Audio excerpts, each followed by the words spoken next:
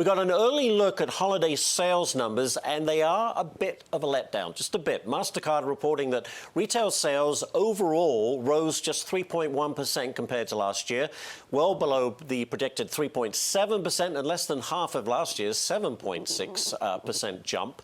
It appears as though inflation cutting into holiday spending as shoppers focused on the big deals and avoided big-ticket luxury items. That's what we get out of that. Well, not only did holiday sales lag this year, but retailers preparing for record returns. A report from the National Retail Federation reveals they expect 14.5% of all holiday purchases to be returned. Take them back. Stephen Moore joins me now. Steve, great to see you. Okay, slow sales, record returns. What does this mean for the economy? Well, Ashley, remember that those sales numbers that you compared last year with this year don't take account of the fact that last year we had 9% inflation, and this year we've had, closer to 4% inflation. So actually, those retail numbers may actually be better than those numbers that you're reporting.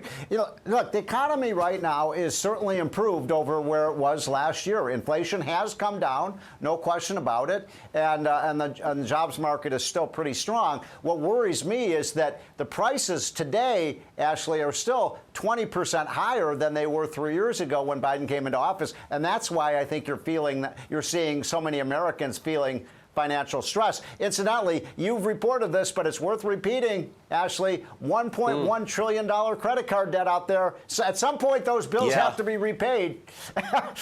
You have to pay the piper with interest. Next one, Steve, though, and I want to get into this. Nearly 10 million Americans will see a boost in their pay in the new year because 22 states will be raising their minimum wage. What's the impact on the worker, the economy, but what about small business? Can they afford it? Yeah, small businesses are the ones that get hit hardest by the minimum wage increases. Now, I've been, I think we should have a fair minimum wage, but you've got some states, Ashley, as you guys have reported, going to 12, 15, in some cases $20 an hour. And what is that going to do? That's going to price a lot of lower skilled workers out of the jobs market. So I think it's a problem for small businesses and also the least skilled workers. Incidentally, the average worker in America is only 6 months on a minimum wage contract. After 6 months, they either lose their job or they get a pay raise. And so it's really just a starter wage, and I don't want to block people's entry into the workforce. As you know, we have 5 million Americans who are missing from the labor force, and maybe some of the reason for that is the minimum wage prices them out. Well, but does the raise in minimum wage help workers catch up with inflation? What does it do? Well, that's a great point, is that the minimum wage has fallen behind inflation, because when you have a 20% increase in inflation over 3 years, workers fall further behind. What I'd like to see is, rather than raising the minimum wage, let's bring that inflation rate down back to 2% where it belongs. We're still at 3 to 4%. So I'm here to tell you, the Fed still has some work to do to get inflation down. And Americans know it. I mean, my gosh, anybody who goes to the grocery store or the gas pump, I mean, don't forget, the price of gas today is, even though it's come down a bit, is still $1.25 a gallon higher than it was when Trump left office. Yeah, people forget that. Also, do you think we're going to get to that magic 2% mark for the Fed in the coming year or not?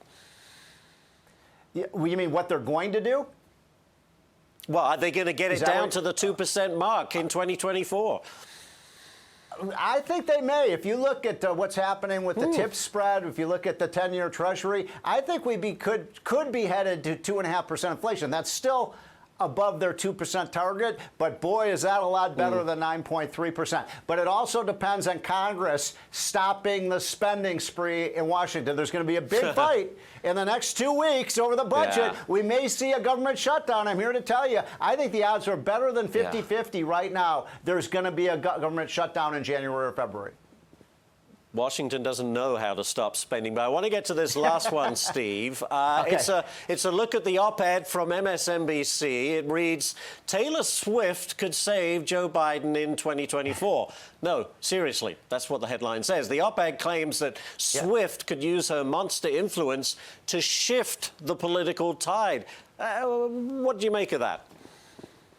I did. Look, I think Taylor Swift was one of the greatest stimulus to the economy in 2023 that we saw. I thought she was an inspired choice for the Time Person of the Year. She's an incredible businesswoman. She's incredibly talented. And you know what we need to really stimulate the economy? We need like 1,000 Taylor Swifts. I don't know if you went to the movie. I don't know if you went to her concerts. But boy, what a phenomenon. She's an amazing, amazing entertainer and businesswoman. She is shrewd. She knows how to market.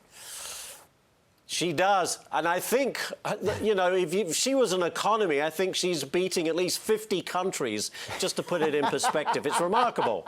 Yeah, I think the estimates are that she added $4 billion to the U.S. economy when she did her concert tour. Remarkable. And congratulations to her. All right, Stephen Moore. Great stuff as always, Stephen. Thank you so much. Appreciate your time. Happy New Year. All right. Happy New Year to you too.